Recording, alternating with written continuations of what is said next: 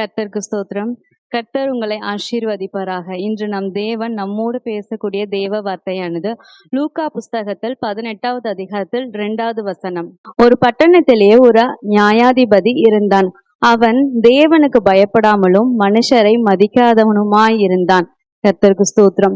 இங்க நாம் இந்த அதிகாரத்தை முழுவதும் வாசிக்கும் போது ஒரு ஸ்திரீ அடிக்கடி தொந்தரவு செய்த அந்த நியாயாதிபதியை எனக்கு நீர் நியாயம் செய்ய வேண்டும், நியாயம் செய்ய வேண்டும் என்று இத்தனைக்கும் அந்த நியாயாதிபதி கர்த்தருக்கு பயப்படாமலும் மனிதர்களை மதிக்காமலும் இருந்த கெட்ட நியாயாதிபதியாக தான் இருந்தான். அந்த நியாயாதிபதி ஒரு கட்டத்தில் இந்த ஸ்திரிக்கு எப்படியாவது நான் பதிலை சொல்ல வேண்டும், உத்தரவு சொல்ல வேண்டும் என்று தீர்மானிக்கிறார்.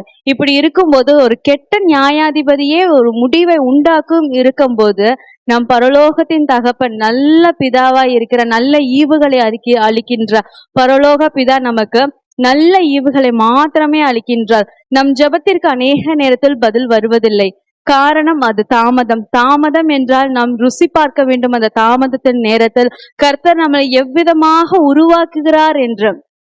தாமதத்தில் அநேக வகைகள் உண்டு. சில நேரம் சிலரை உடைத்து புது களிமண்ணாக உருவாக்குறது உண்டு.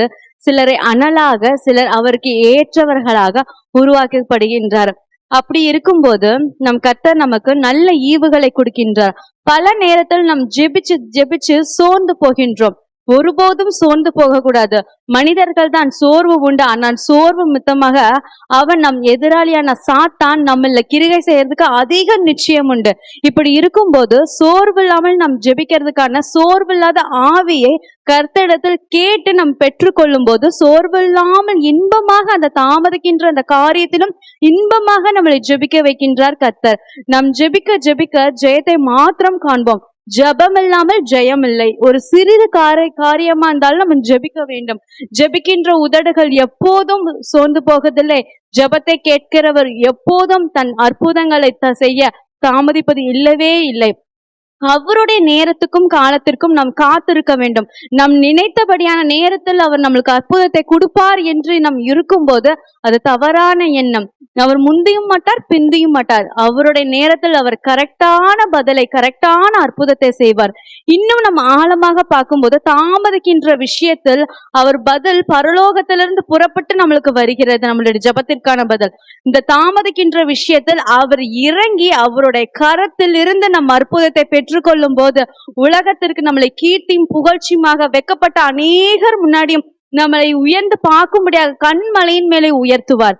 அப்பொழுது நாம் இதிலிருந்து கற்றுக்கொள்கிறது சோர்வு இல்லாமல் ஜெபிக்க வேண்டும். சோர்வு ஒருபோதும் நம்மிடம் இருக்கவே கூடாது. அவர் வருகை வரை, அவரை சந்திக்கும் வரை சோர்வில்லாமல் ஜெபிக்கும்படியாக ஜெப ஆவியை கேட்போம். தினந்தோறும் கேட்போம். மனிதர்களாக நாம் பாடுள்ள மனுஷர்கள் தான், உலகத்தில் வாழ்கிறவர்கள் தான். பல போராட்டம், ஆனாலும் கர்த்தர் சொல்லுகிறார் நான் உலகத்தை ஜெயித்தவன் என்று. நாம் ஜெபிப்போம். இயேசுவின் நாமத்தில் ஜெபிக்கிறேன் கர்த்தாவே. இயேசுவின் நாமத்திலே ஆண்டவரே, சோர்வில்லாமல் ஜெபிக்கும்படியான ஜெப ஆவியை எங்களுக்கு தாரும் ஆண்டவரே. உம்மை போல நாங்கள் ஜெபிக்கணும் ஆண்டவரே. சோர்வில்லாமல் ஜெபிக்கணும் ஆண்டவரே. எங்கள் ஜெபத்திற்கான எல்லாவற்றையும் பதில் உங்களிடம் உண்டு ஆண்டவரே. உங்களிடத்திலிருந்து நாங்கள் பெற்றுக்கொள்ளும்படியான அந்த பொறுமை எங்களுக்கு தாரும். உங்கள் காலத்தில் நீங்கள் கரெக்டாக செய்வீங்க ஆண்டவரே. அதற்கான அறிகின்ற அந்த கிருபையை எங்களுக்கு தாரும். அந்த மன பக்குவத்தை தாரும் ஆண்டவரே.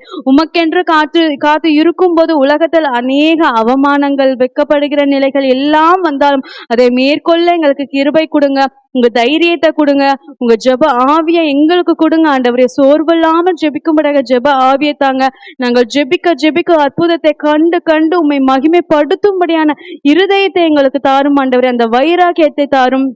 இயேசுவின் நாமத்தில் ஜெபிக்கிறேன் என் ஜீவனுள்ள என் நல்ல பிதாவே, ஆமென்.